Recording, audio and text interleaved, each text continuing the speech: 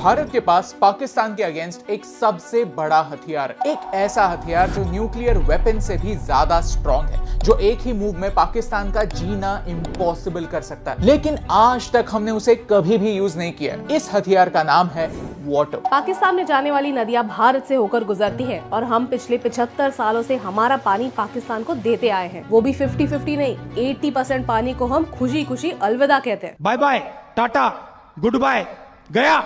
लेकिन क्यों? Indus water treaty की वजह से। ये है हमारी नई सीरीज पाकिस्तान एक्सप्लेन, जहां हम पाकिस्तान को समझने की कोशिश करते हैं, उनके प्रॉब्लम्स को एक इंडियन पर्सपेक्टिव से देखते हैं। अगर आपको इस वीडियो से वैल्यू मिलती है तो इसे अपने दोस्तों के साथ शेयर कीजिए, और अगर आप यहाँ पर नए हैं तो चैनल को सब्सक्राइब करना ना भूलिए। लेकिन वीडियो स्टार्ट करने से पहले let me thank the partner of today's video, coding invaders. Recession चल रहा है, ले ऑफ्स हो रहे हैं, वही इनका मिशन है भारत की यूथ को और एक्सपीरियंस्ड लोगों को एक कटिंग एज टेक्नोलॉजी में एक अमेजिंग करियर देना, वो भी जॉब सिक्योरिटी के साथ। हमारा करियर एक वॉर से कम नहीं, और जो इररेलेवेंट बन जाएगा वो ये वॉर हार जाएगा। That's why हम सबको हमारे करियर को फ्यूचर प्रूफ करने की जरूरत है। सबसे इंटरेस्टिंग बात यह है कि अगर आपका टेक में कोई बैकग्राउंड नहीं है या फिर आपको कोडिंग का सी भी नहीं आता तो कोई बात नहीं, आप फिर भी इस हाई पेइंग आईटी फील्ड में डेटा एनालिस्ट बन सकते हैं कोडिंग इन्वेडर्स के साथ। ये है भारत का लीडिंग प्लेटफॉर्म, क्योंकि कोडिंग इन्वेडर्स आपको एनरोल करने से पहले एक रिटन जॉब गारंटी अग्रीमेंट देते हैं, ताकि अगर आपको जॉब नहीं मिली तो आपको आपके पैसे वापस मिल पाए। कोडिंग इन्वेडर्स आपको 1-on-1 मेंटरशिप देता है, और Amazon, फिलिप्स, डेलॉयट के इंडस्ट्रियल एक्सपर्ट्स ने डिजाइन किए हुए real world business case studies भी। ये सिर्फ टेक्निकल नॉलेज पर नहीं, प्रैक्टिकल नॉलेज पर फोकस करना सिखाते हैं। इनकी मदद से 20,000 से ज्यादा यंगस्टर्स ने ऑलरेडी एक हाई पेइंग पैकेज सिक्योर किया है। कहते हैं data is the new oil, तो आप भी आपके करियर को सेव कीजिए within 6.5 months। Click on the link in description for the job guarantee batch and use the code AN20 to get a 20% discount on the course fee. Chapter 1, क्या है Indus water treaty. ठीक 1 महीने पहले भारत ने पाकिस्तान को एक notice भेजा,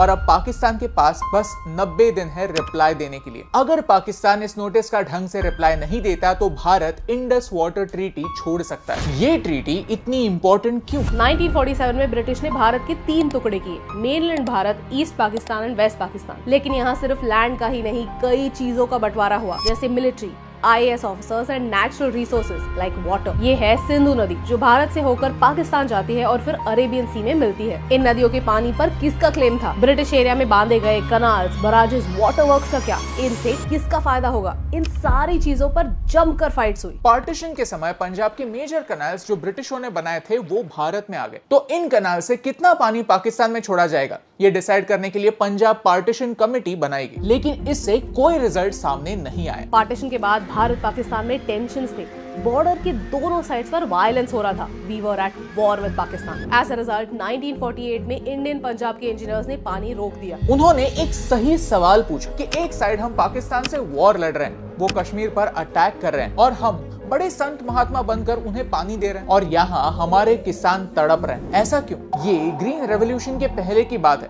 तब भारत खाने में आत्मनिर्भर नहीं था, फॉरेन एड पर जी रहा था। पानी रुक जाने पर पाकिस्तान में फुल केओस हुआ। पाकिस्तान की सरकार नेगोशिएट करने के लिए आई और एक टेम्पररी अग्रीमेंट साइन हुआ। रिमेंबर कि ये एक टेम्पररी अग्रीमेंट था। वेस्ट पंजाब यानी पाकिस्तान के साइड के पंजाब ने भारत से कुछ समय मांगा था, ताकि वो पानी के ऑल्टरनेट सोर्सेज ढूंढ पाए। ये सिलसिला अगले 2 सालों के लिए चलता रहा, और फिर ये ओवर स्मार्ट इंसान बीच में आए। ये है डेविड लिलियन था, जिसने कहानी का रुख बदल दिया। उसने एक आर्टिकल लिखा, India and Pakistan another Korea in the making. उसने कहा कि पानी की वजह से इन दोनों देशों में वॉर हो सकती है। वो ये भूल गए कि पानी के बिना भी हमारे 2 देश ऑलरेडी झगड़ रहे थे। डेविड ने कहा कि ये एक पॉलिटिकल इशू नहीं, ये एक टेक्निकल इशू है, और इंजीनियर्स मिलकर इस इशू को सॉल्व कर सकते हैं। इस आर्टिकल को वर्ल्ड बैंक के प्रेसिडेंट ने पढ़ा और वो इम्प्रेस हो गए। उन्होंने कहा कि वर्ल्ड बैंक इस इशू को सुलझाने में हेल्प करेगा। मेरा एक सवाल है, भाई तू कौन है? तू कौन है? तू कौन है? आई मीन वर्ल्ड बैंक बीच में क्यों आया? हमने,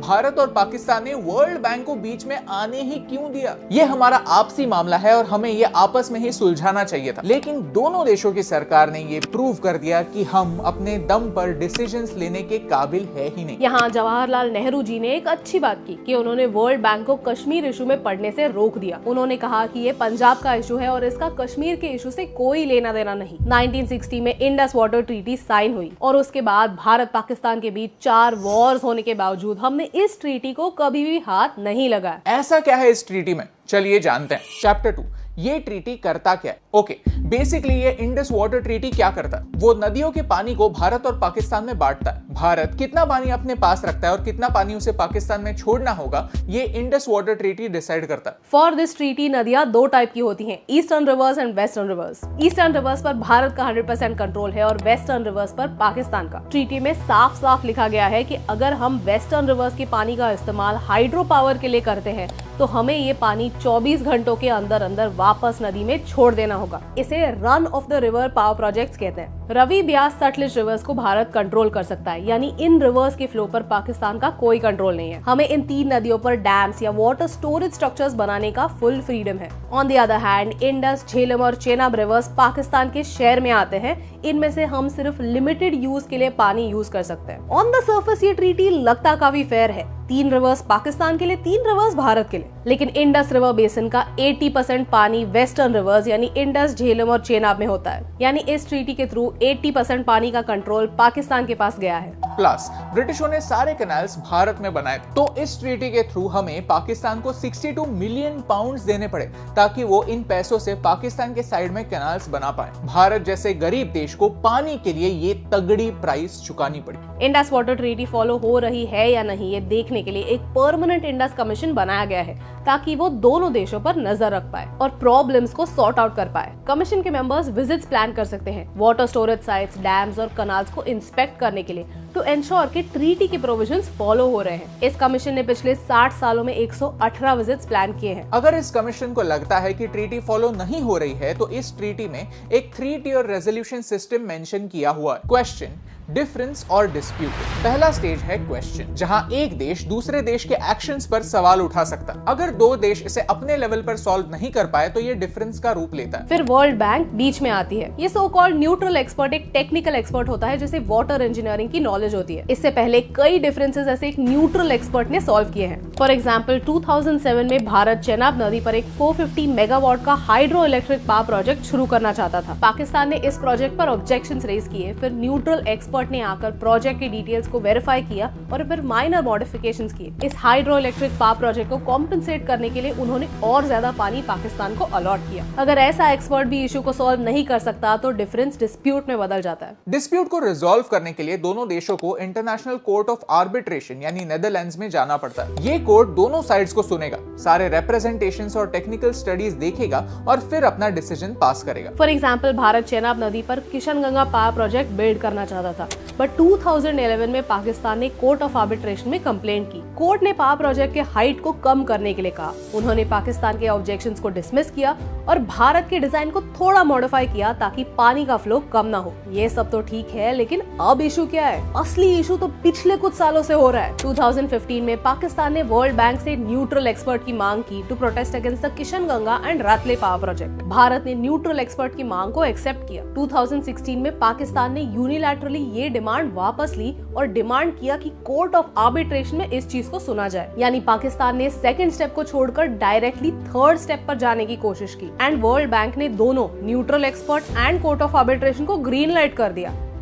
ट्रीटी खुद कहती है कि जब न्यूट्रल एक्सपर्ट अपना ओपिनियन दे रहा है तब कोर्ट ऑफ आर्बिट्रेशन अपने प्रोसीडिंग्स नहीं कर सकता। उन्हें सेकंड स्टेप को छोड़कर थर्ड स्टेप पर जाने की जरूरत ही नहीं है। अगर इन दोनों पार्टीज ने अलग अलग ओपिनियंस दिए तो किसका ओपिनियन सही होगा? वर्ल्ड बैंक का एक ही काम है कि ट्रीटी के प्रोविजंस फॉलो हो रहे हैं कि नहीं ये देखो। वर्ल्ड बैंक के पास कोई वीटो पावर नहीं है डिसाइड करने के लिए कि कौन सही है और कौन गलत। भारत के प्रोटेस्ट के बाद वर्ल्ड बैंक ने इस प्रोसेस को पॉज कर दिया था, लेकिन मिस्टीरियसली 2022 में ये प्रोसेस फिर से शुरू कर दिया। इसी इशू के प्रोटेस्ट में भारत ने पाकिस्तान को ट्रीटी अमेंडमेंट का नोटिस भेजा। उन्होंने कहा कि हमें ये ट्रीटी को चेंज करना है। इस ट्रीटी को इंटरनेशनल मीडिया कोऑपरेशन की मिसाल मानता है, लेकिन सच तो ये है कि कॉम्प्रोमाइज हम करते हैं, इसीलिए ये ट्रीटी आज तक चल रहा है। जब रिवर्स की बात आती है तो आप उसे अपर और लोअर राइपेरियन नेशंस में डिवाइड कर सकते हैं। ब्रह्मपुत्र के केस में चाइना अपर राइपेरियन नेशन है, भारत मिडिल राइपेरियन नेशन और बांग्लादेश लोअर राइपेरियन नेशन है। अपर राइपेरियन नेशन के पास हमेशा से अपर हैंड रहता है। वो पानी का रुख कम्प्लीटली बदल सकते हैं। वो डैम्स और वाटर स्टोरेज स्ट्रक्चर्स बनाकर पानी का फ्लो रोक सकते हैं। अब इंडस वाटर ट्रीटी के केस में भारत अपर राइपेरियन नेशन होता है, यानी भारत के पास अपर हैंड है। इसी इक्वेशन में बैलेंस लाने की कोशिश इंडस वाटर ट्रीटी करता है। But the funny part is no other country in the world has an agreement like this with any other country. Pakistan की लीडरशिप अक्सर उनके सारे वाटर की प्रॉब्लम्स इंडस वाटर ट्रीटी पर ब्लेम करती है। इस ट्रीटी के अंडर उन्हें 80% पानी मिल रहा है, फिर भी वो और ज्यादा कंट्रोल की मांग करते हैं। अगर पाकिस्तान में फ्लड्स होते हैं तो वो इंडिया को ब्लेम करते हैं कि हम हमारे रिवर से ज्यादा पानी छोड़ रहे हैं। अगर पाकिस्तान में ड्रॉट्स होते हैं तो वो इंडिया को ब्लेम करता है कि हम पानी को रोक रहे हैं। इस ट्रीटी की वजह से भारत अपने बॉर्डर्स के अंदर अपने लोगों के लिए भी कोई डिसीजंस नहीं ले सकता, क्योंकि हर चीज में पाकिस्तान को एक ऑब्जेक्शन है। चैप्टर 3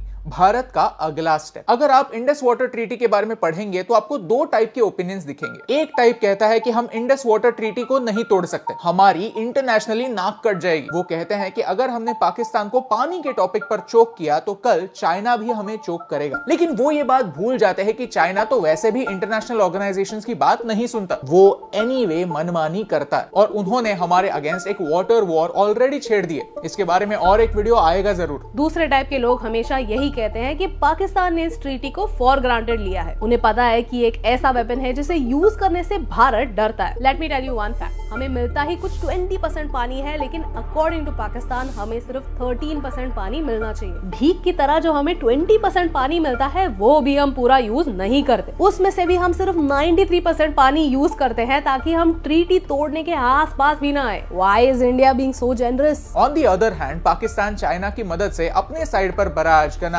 डैम्स मस्त बना रहा है। सीपीईसी के अंडर इन टाइप के प्रोजेक्ट्स के लिए फंडिंग भी ले रहा है। वो उनके साइड के पॉपुलेशन की पानी की रिक्वायरमेंट पूरी कर रहा है और हम अच्छी इमेज रखने के लिए हमारे लोगों को इग्नोर कर रहे हैं। अब इंटरेस्टिंग बात यह है कि जम्मू और कश्मीर ने भारत को 2003 में ही कहा था कि आप इंडस वाटर ट्रीटी को एक बार फिर देखिए, क्योंकि आज भारत के जम्मू और कश्मीर के लोग इस पानी का इस्तेमाल नहीं कर सकते। अब जाकर भारत ने पाकिस्तान को नोटिस भेजा है। भारत ने जो नोटिस भेजा है वो स्ट्रिक्टली कॉन्फिडेंशियल है, इसकी डिटेल्स पब्लिक में अवेलेबल नहीं है। ये वीडियो बनाते समय पाकिस्तान ने इस नोटिस पर कोई रिस्पॉन्स नहीं भेजा है। अब दो चीजें हो सकती हैं, एक कि पाकिस्तान इस नोटिस पर रिस्पॉन्ड करेगा एंड दूसरा कि पाकिस्तान इस नोटिस पर रिस्पॉन्ड नहीं करेगा। अगर पाकिस्तान कोई रिस्पॉन्स नहीं भेजता तो Bharat Indus water treaty exit कर पाएगा। ये हमारे फार्मर्स के लिए एक बड़ी जीत होगी, क्योंकि फिर हम जो 80% पानी जाने दे रहे हैं उसे यूज कर पाएंगे। Chapter 4 conclusion. You know the interesting part, जब हम इंडस वाटर ट्रीटी के बारे में रिसर्च कर रहे थे, पेपर्स पढ़ रहे थे,